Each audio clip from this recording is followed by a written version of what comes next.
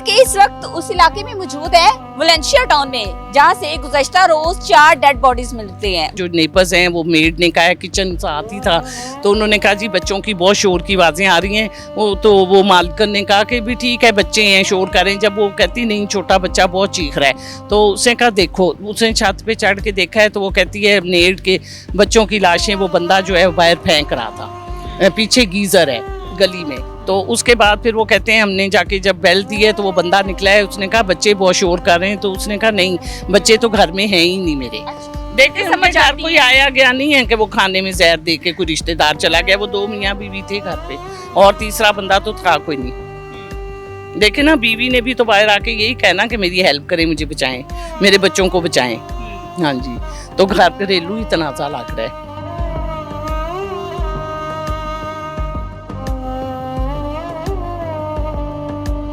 अस्सलामुअलैकुम, आप देख रहे हैं 89 न्यूज़ डिजिटल और मैं हूं सोनिया खान। लाहौर के इस वक्त उस इलाके में मौजूद है वलेंशिया टाउन में, जहां से गुज़श्ता रोज 4 डेड बॉडीज मिलती हैं। गुज़श्ता रोज अफसोसनाक वाक़या पेश आया, जहां पर एक फैमिली जो कुछ ही दिन पहले यहाँ पे शिफ्ट हुई थी, इस घर से अकम में आपको ये घर नजर आ रहा होगा, इस घर से 3 बच्चों की डेड बॉडीज मिलती है और एक खातून की। खातून के बारे में बताया जाता है कि खातून जो है वो अपने घर के जो ड्राइंग रूम है या बाहर से निकल कर यहाँ पर आती है, जहाँ पे ये सामने वाला एरिया, यहाँ पे आके खातून जो है वो शोर करती है, शोर शराबा डालती है कि मेरे बच्चों को, मेरा शौहर निकल गया है, वो मेरे बच्चों को खा गया है, उन्हें बचा लें। इसके बाद कुछ दुकानदारों के पास जाती है और उनसे भी इल्तिजा करती है कि मेरे बच्चों को बचा लें। और उसके बाद खातून को और उन 3 बच्चों को जो है वो फौरी तौर पर हॉस्पिटल मुंतकिल किया जाता है, लेकिन ना तो खातून बच पाती है और बच्चे, उनके बारे में बताया जाता है कि उनकी पहले ही मौत हो चुकी थी। अब पूरे इलाके में खौफो हरास फैल गया है और कई सवालात जो हैं वो जन्म ले रहे हैं। ये फैमिली चंद ही दिन पहले इस घर में शिफ्ट हुई थी, साथ ही जो पड़ोस में कुछ लोग रहते हैं उन्होंने भी इनकी आवाज़ें सुनी थी, लेकिन इनको कोई जानता नहीं है कि ये लोग जो है वो कहाँ से आए। ज़राए के मुताबिक ये फैमिली जो है दुबई से चंद रोज़ कबल यहाँ पे शिफ्ट हुई थी और गुज़श्ता रात ये जो अफसोसनाक गुज़श्ता दिन वाक़या पेश आया है, पूरे इलाके में खौफो हरास का आलम है। मुद्दई फैमिली में तो लोग यहाँ पे मौजूद नहीं है क्योंकि अभी पोस्टमार्टम और सारी जो चीज़ें हैं वो चल रही हैं, लेकिन यहाँ की कुछ रिहायशी जो कि आसपास रहते हैं वो हमारे साथ मौजूद हैं। कुछ दुकानदार भी हैं जिनके पास खातून गई थी, ऐनी शाहिदीन में से भी हम कह सकते हैं कि कुछ लोग हैं। यहाँ पे जो रिहायशी है खातून हमें मिली है, इनसे जानते हैं कि क्या तफसीलात हैं इनके पास। अस्सलाम वालेकुम जी। वालेकुम सलाम।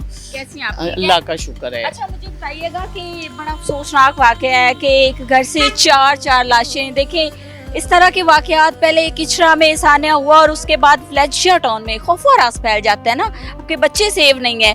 क्या कहना चाहेंगी और क्या डिटेल्स हैं आपके पास?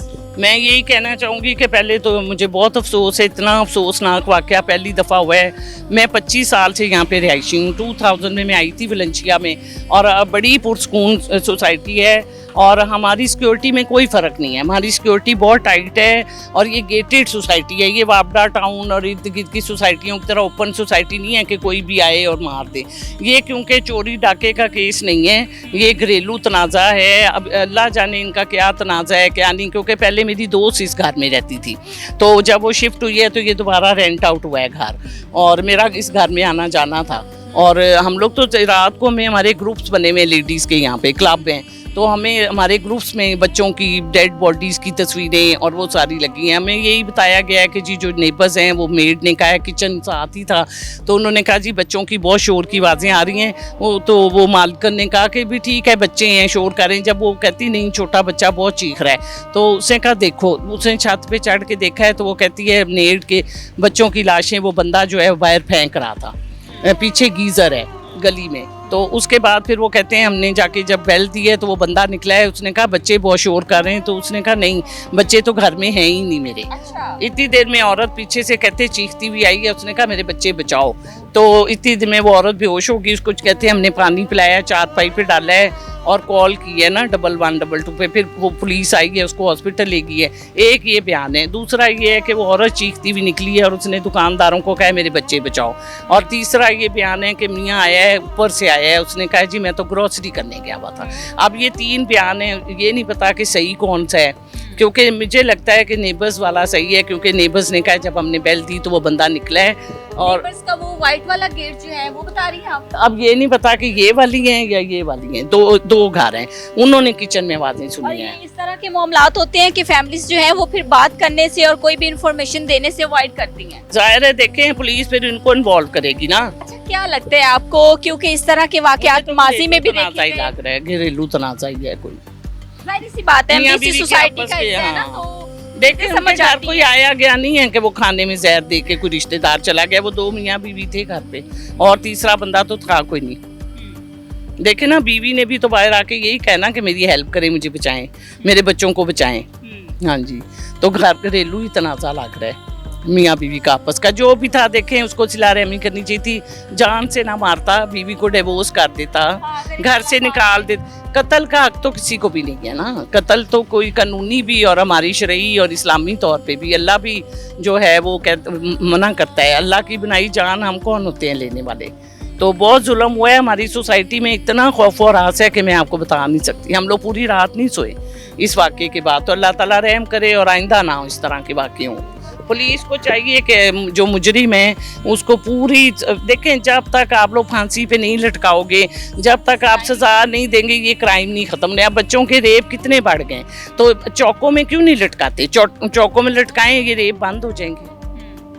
ये चीज़ें हैं ना, देखें सज़ा दें मुजरिम को तो फिर सब डरेंगे। अब बाहर मुल्कों में क्यों सार कलम करते हैं, क्यों चोरी वाले के हाथ काटते हैं, वहाँ कम वाक़यात हैं। यहाँ पे हमारे बढ़ते जा रहे हैं क्योंकि रिश्वत और पैसा दे के लोग छुट जाते हैं। कानून कोई नहीं है ना, कानून को सख्ती करनी चाहिए। बहुत शुक्रिया आपका। ये यहाँ की रिहायशी खातून थी जिन्होंने हमें जो डिटेल इनके पास थी, जो डिटेल्स ग्रुप में इनको शेयर की गई हैं, वो उन्होंने हमारे साथ जो है वो शेयर की हैं। ज़राए के मुताबिक ये फैमिली जो है ये सियालकोट की रिहायशी है, सियालकोट का इलाका है पसरूर। ये फैमिली जो है वहाँ की रिहायशी है। जिन्हों हॉस्पिटल में इस वक्त जो है वो बच्चों का और ख़ातून का पोस्टमार्टम और जितनी भी सारी कार्रवाई होती है वो चल रही है। उसके बाद पुलिस जो है वो इस केस को देख रही है। फैमिली के बारे में यहाँ पे लोग ज़्यादा इनको जानते नहीं है, क्योंकि ये चंद रोज़ कबल यहाँ पे शिफ्ट हुए थे, तो ना तो इनका किसी के साथ मिलना जुलना था, ना इनका कहीं आना जाना था कि फैमिली को जो है वो कोई जानता होता है यहाँ पे। लेकिन खातून का जो शौहर है उसके बयानात का कहा जा रहा है कि उसने 2 से 3 जो है वो बयानात चेंज किए हैं। कभी वो कहता है मैं घर पे था, कभी वो कहता है कि मैं घर पे नहीं था, और खातून जो है वो चीख रही थी, चिल्ला रही थी। तब तक खातून जो है वो जिंदा थी और बच्चों की मौत जो है वो पहले हो चुकी थी। इस वक्त कुछ भी कहना जो है वो कबल अज़ वक्त होगा, क्योंकि पुलिस की जानिब से अभी किसी किस्म की कोई जो है इस तरह की स्टेटमेंट सामने नहीं आई जिससे वाज़ह हो सके कि क्या मुबैना तौर पर शौहर ही कातिल है और क्या बच्चों को जहर दे के मारा गया। क्योंकि जो लोग यहाँ पे मौजूद है उन्होंने बताया कि घर में खाना बन रहा था, उसके अलावा फ्रूट चाट, दही भले, इस तरह की चीज़ें पड़ी थी। अब ये भी अभी तक नहीं कहा जा सकता कि उन चीज़ों में कोई जहरीली चीज़ मिलाई गई हो जिससे बच्चों की और खातून की डेथ हुई हो।